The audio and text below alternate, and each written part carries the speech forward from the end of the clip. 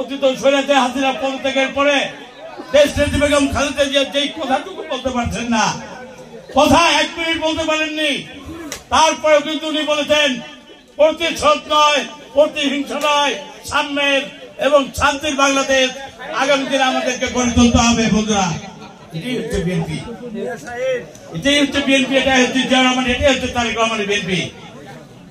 প্রতিশোধ নয়। আসেন আমরা আমাদের দলের নেতা কর্মীদের আগামী দিনের কর্মপন্থায় বলে দিবে যে আগামী দিনে বিএনপি এই দেশের মানুষের নেতৃত্ব দেবে, নেতৃত্ব যেন দিতে পারে সেরকম ভাবে আপনাকে আমাকে গড়ে তুলতে হবে।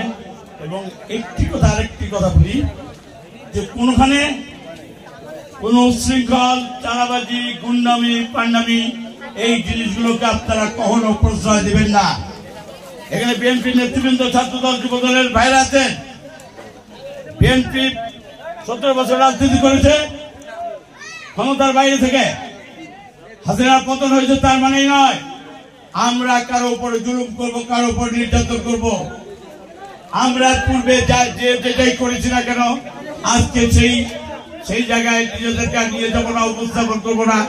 আমরা আগামী দিনে আমাদের দলের একটা মানুষের ভুল ভ্রান্তি হতেই পারে, সেইগুলোকে ক্ষমা চোখে দেখে এবং সামনের দিনে আমরা জানি বিএনপিকে একটি শুদ্ধ দল হিসেবে, স্বচ্ছ দল হিসেবে, তারেক রহমানের রাজনীতি, দেশের বেগম খালেদা জিয়ার স্বচ্ছতার রাজনীতি আমরা জনগণের কাছে আগামী দিনে নিজেদের কর্মের উপর দিয়ে প্রমাণ করতে পারি।